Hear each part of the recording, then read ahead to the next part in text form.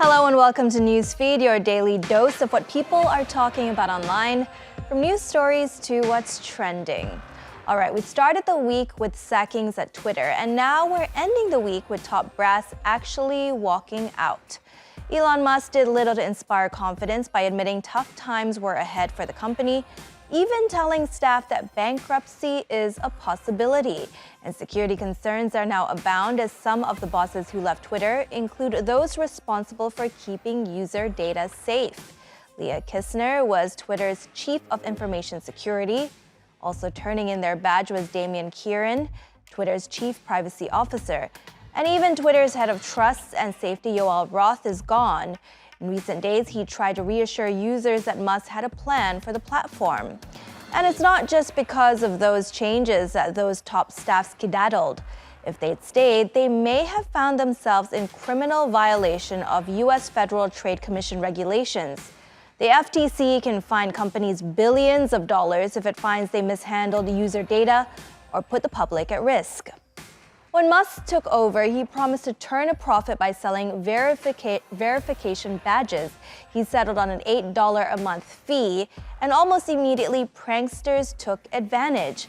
By Thursday, the billionaire had enough, tweeting those accounts need to use the word parody in their bio. But that wasn't enough to stop the havoc. With the $8 check mark, somebody impersonated Tesla's account to make fun of Musk's electric car venture's body safety record. The bottom right square jokes Tesla cars going up in flames before Twitter did. Elon Musk has started banning comedians that impersonate him on Twitter. The last time he butchered comedy this bad was when he performed on SNL. Somebody took one for the team and got Twitter blue and made this Tesla Real account. The tweets, I'm rolling. Tesla and SpaceX employees should absolutely take this opportunity to unionize immediately. It's something the woke mob would say if they had paid $8 to dunk on a failing CEO. Tesla support is here for you. If you have any issues, we will be sure to not fix it and force you to sign an NDA. I can't change the account name. We ride this till it combusts like a Tesla battery. The mayhem will make Musk's bid to win back advertisers on Twitter much, much harder. And the exodus of privacy management will concern regulators, but that's not all. The layoff of half of the staff could also make Twitter unusable.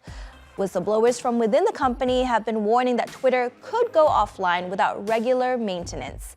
And journalists and open source intelligence accounts are worried for the future. Either way, we'll keep you posted.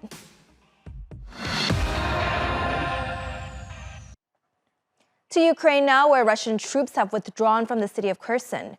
Back in September, after Russia held referendums to annex Kherson and 3 other Ukrainian regions, President Vladimir Putin boasted that the areas had joined Russia forever. Well, forever certainly didn't last long. Kherson is a strategic port city in Ukraine's south. It's been occupied by Moscow since its offensive began in February. With Kherson back in Ukrainian hands, it shatters Moscow's hope of cutting Ukraine's access to the Black Sea. Over to our defense analyst, Ubay. It is the latest military disaster for the Russians in Ukraine. As they completed their retreat from Kherson, it looks like the Russian troops have blown up a large portion of the Antonovsky Bridge. This bridge was the main bridge linking Kherson to the other side of the Dnipro River. Now, Kherson returning into Ukrainian hands undoubtedly poses an operational setback and political embarrassment for the Kremlin, which just 6 weeks ago annexed Kherson to the Russian Federation.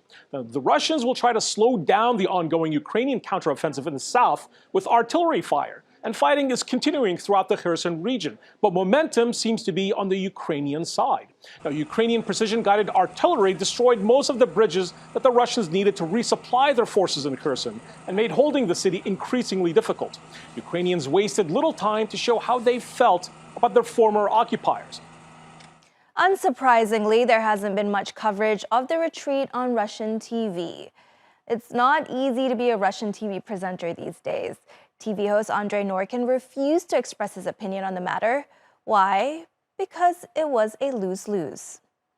If I support the decision and say that the defense minister is acting correctly by leaving Kherson, then I'm publicly calling for Russia's territorial integrity to be violated. In our criminal code, Article 280, that's several years in prison. And if I don't support the decision and think that the Defense Ministry has done the wrong thing by leaving Kherson, then I'm publicly discrediting the armed forces, which is also in Article 280, with approximately the same jail term. I don't want to go to prison. On Twitter, this netizen said, "I still wonder what law he broke to explain this." David said the message being sent as this: keep quiet, keep your head down, carry on, and don't question the nonsensical. A major international corporation has admitted to paying millions of dollars to Daesh terrorists, and is accused of helping other such groups. This is about Lafarge, the cement company. My colleague Dan looks at the facts surrounding the case in this week's Double Check.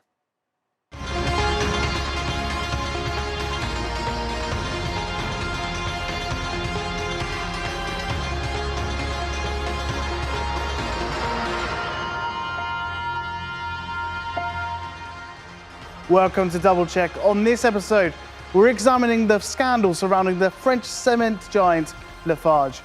It was labeled as a deal with the devil. This sentence is well deserved because in 2013 and 2014, Lafarge made a deal with the devil. Foreign terrorists who pledged to and in fact did harm the United States, its people, and its national security. And they did it for profit. The French cement company Lafarge has pleaded guilty in the US to conspiring with Daesh terrorists, as well as the PKK and YPG terror groups. The firm paid them for the right to keep operating in Syria when the civil war broke out, and gave them a cut of the profits. For years, Lafarge operated a massive cement operation in northern Syria. And in 2012, as that country descended into civil war, ISIS and al-Nusra gained ground, and they gained control of territory. Now, many companies made the right choice, the only lawful choice, to leave the region rather than join hands with the terrorists. Lafarge made a different decision: to go into business with ISIS and al-Nusra, two of the world's most notorious and brutal terrorist organizations. Now, Lafarge acquired its Syria factory in the Jalabia region of northern Syria in 2007 and invested more than $680 million into the facility. It became the largest foreign investment in the country at the time. The company wanted to benefit in the Syrian building sector and Iraqi reconstruction projects. The market was estimated to be worth around $500 million. But in 2011, civil war broke out in Syria. While many companies pulled out of the country due to violence and sanctions, Lafarge chose to stay, even escaping European sanctions. But staying meant they needed protection, with their workers often being kidnapped by Daesh, the PKK, the YPG. The firm started paying protection money to the groups. But the relationship was actually much deeper. Lafarge negotiated with Daesh to undercut Turkish cement coming into Syria. Lafarge chiefs discussed how they could share the cake, or how they could profit from their partnership with the terrorist organization. And the company paid the terror group around $6 million up front in the form of monthly donations for raw materials. Now, the US has ordered Lafarge to pay nearly $780 million following a plea bargaining deal, drawing criticism. In the United States, we see that there has been a guilty plea that will end the proceedings. It is a system of negotiated justice that does not allow for a public debate and for the victims to be heard, to be able to ask for reparations. We must not forget that there are victims in this case because, in the American case, it is really the financial support to terrorist organizations that has been condemned. It is necessary that the justice system shed light on all these elements and that the victims can also obtain reparations. There's also a question over how the French government, run by then President François Hollande, complied with the sanctions while keeping the factory open. This documentary by TRT called The Factory was released last year. It suggested that government officials were aware of Lafarge cutting deals with both the PKK and Daesh in order to keep the factory open and to protect it. But a string of documents leaked to us also suggests France did all it could to protect the Daesh base at the Lafarge plant. This chain of emails, titled Syria Daesh, Protection of Lafarge's Interests, is between the French envoy to Syria, Franck Gellet, and senior officials of the French Foreign Ministry. The envoy recounts a conversation with two senior Lafarge executives, saying, "Together we discussed the legal risks the group could potentially be exposed to in the future if a regime of sanctions hit the entities that collaborated with Daesh. This French investment should be protected in the event that Daesh turns the factory into a base or a source of profit, and the Americans therefore consider bombing it. It would seem legitimate to me that we ask Washington to do nothing about this site without consulting us first." While Lafarge has admitted its guilt to the US court, it still faces a similar trial at home. Whether any individual executives from the company will face jail time is a different matter. None were named in the US decision, and the plea bargain may have been a clever tactic by the firm to avoid more legal action in France. These guys are now prosecuted in France for complicity of crimes against humanity, and they just have made a deal in the US, pleading guilty not to that, but to financing terrorism, which is maybe actually quite a smart move because it is very close, actually legally, to what is ongoing here in France. So maybe behind that move, the US did a good move because they got some money in first, and then maybe Lafarge did not do such a bad move regarding what's ongoing here, because when times come, maybe they will be able to say that they have been prosecuted and sentenced already for the same thing.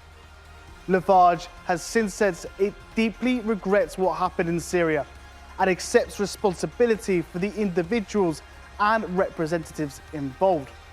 But there are still questions to ask. Just how deep was Lafarge's relationship with the terrorist groups Daesh, the YPG, and the PKK? Why did the French government do so much to protect the Syrian plant? And was any of the money Lafarge paid to Daesh used to finance the November 2015 Paris attacks, which claimed the lives of 130 people? Now that's all for this episode. Let us know if there are any stories out there that you feel need to be double-checked. Until next time, take care. Thanks, Dan, for that. And that wraps up today's newsfeed. Find this show on YouTube and do subscribe. Have a great weekend.